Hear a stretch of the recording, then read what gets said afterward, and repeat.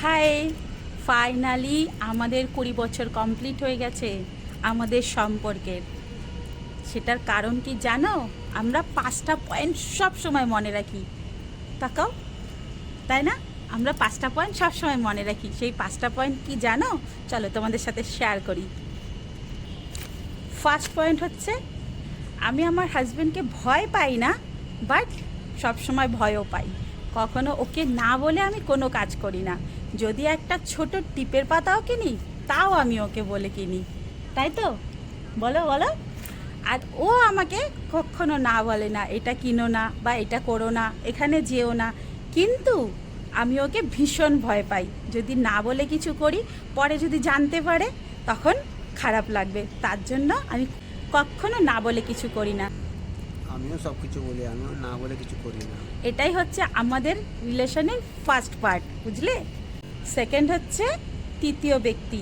আমাদের মধ্যে রাগারাগি হয়, কেন হবে না? কিন্তু আমরা তৃতীয় ব্যক্তিকে আনি না। যদিও রাগ হয়ে কারোর কাছে শেয়ার করি, যেমন আমার মা বা ও কারোর কাছে শেয়ার করে, কিন্তু তাদেরকে আমাদের মধ্যে ঢুকায় না। তারা যদি কিছু বলতে আসে, আমরা দুইজনেই বলি তোমরা আমাদের মধ্যে ঢুকো না, এখনই রাগারাগি হয়েছে, এখনই ঠিক হয়ে যাবে। তাই রাগের মাঝখানে আমরা তৃতীয় ব্যক্তিকে আনি না। আমিও কাউকে ডাকি না। বুঝেছো? আমাদের রিলেশনের এটা হচ্ছে সেকেন্ড পার্ট।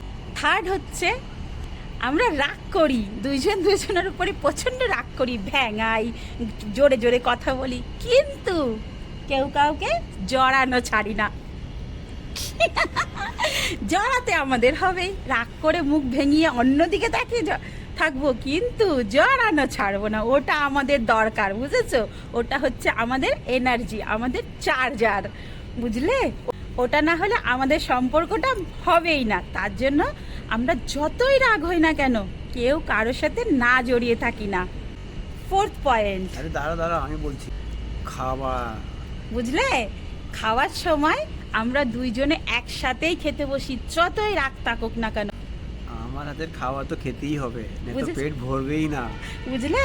রিলেশনের এটা হচ্ছে ফোর্থ পয়েন্ট। যতই রাগ করি না কেন, আমাদের একসাথে খেতেই হবে। ওর হাতের খাবার না খেলে আমার পেট ভরবেই না। লাস্টে একটু যদি না দেয়, তাহলে আমার সারা দিনটা মনে হবে আমি কিছু খাইনি। বুঝলে? ফিফথ পয়েন্ট কি জানো? আমরা যতই ঝগড়াঝাটি করি, যতই রাগারাগি করি, যেখানেও বেড়াতে যাই না কেন, আমাকে ছাড়া ও শোবেই না। আর আর আমি কোনো বন্ধুদের সাথে একা ছাড়ি না। বুঝলে? নিজের বউকে কখনো বন্ধুদের সাথে ছাড়তে নেই। কাদের বাড়িতে একাও কাটাতে দেই না। আমি ছাড়া আমার বউকে আমি থাকতে দেই না। বুঝলে? তোমরা কোনো বন্ধুর সাথে কোথাও ছাড়ে না। আর কোথাও যাওয়ার হলে নিজে নিয়ে যাবে, না হলে আমাকে একা পাঠাবে, না হলে নিজে বলে দেবে এটা করো ওইটা করো, বাট কারোর উপরে বউয়ের দায়িত্ব দেবে না। বুঝলে তোমরা? তো এটা হচ্ছে সম্পর্ক। তোমরাও তোমাদের বউদের সাথে এরকম করো, দেখবে তোমরাও লং টাইম রিলেশনে থাকবে।